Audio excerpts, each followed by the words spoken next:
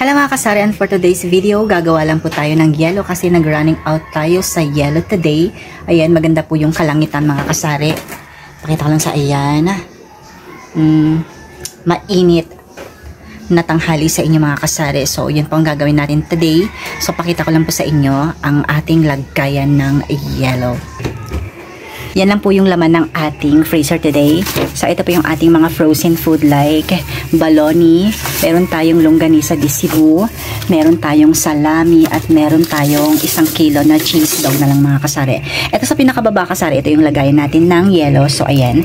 Meron pa po tayong 2 natira. So, yun. Since wala naman tayong ginagawa, gagawa tayo ng yelo mga kasari. So, ganun ang ginagawa ko dito sa loob ng aking munting sari-sari store para lagi po tayong may stock mga kasari. So, keep on watching mga kasari.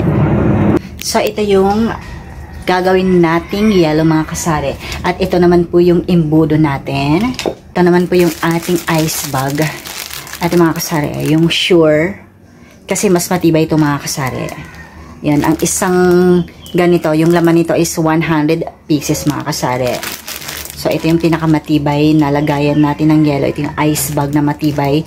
Ito yung Sure, ang brand name niya mga kasari. So, gagawa na po tayo ng yelo. Ayan, malaking tulong mga kasari ang yelo. So, comment down below mga kasari kung nagtitinda rin kayo ng yelo or gumagawa kayo ng yelo.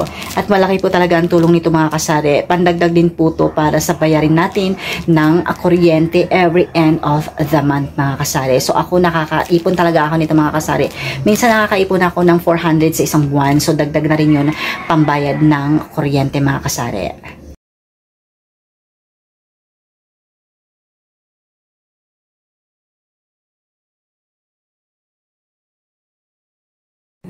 So, yung mga kasari, sa 7 liters na tubig, ito po yung nagawa natin. 8 pirasong yelo mga kasari. Ilalagay na po natin siya sa freezer.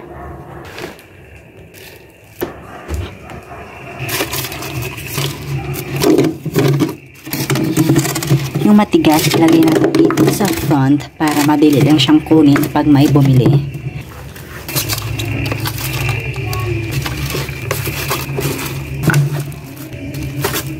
So, yung mga kasari, isa sa pinakaayaw kong lagyan tong freezer natin ng mga isda kasi mangangamoy pati yung ating mga yelo, nagko-contaminate kaya hindi ko siya nilalagyan ng isda. Pero sa frozen naman, hindi naman malansa yan. So, okay lang para sa akin. So, ayan mga kasari. Kung kayo po ba ay nag-yelo, ganun din bang ginagawa nyo? Nilalagyan nyo po ba sila ng mga malalansa tulad ng isda? Ako, personally mga kasari, hindi ko po siya nilalagyan ng ulam namin. So, ang ginagawa ko, pag bumili ako ng isda, niluluto ko lahat, pati yung mga karning manok or kaya yung karneng baboy para hindi po makontaminate yung yelo natin, para hindi po mag-iba yung lasa kasi syempre 'di ba iwas na rin po tayo sa sakit. So yelo po kasi yan ginagawa po kasi yang inumin ng mga tao mga kasari. So pakita ko lang sa inyo yung laman ng aking rep. So ayan, nag-running out tayo sa ating soft drinks na maliliit pati yung sa ating Red Horse beer, pero maglalagay po tayo mamaya mga kasari. So ito mga kasari, ilalagay po natin yan sa loob ng ref para meron po tayong malamig na soft drinks.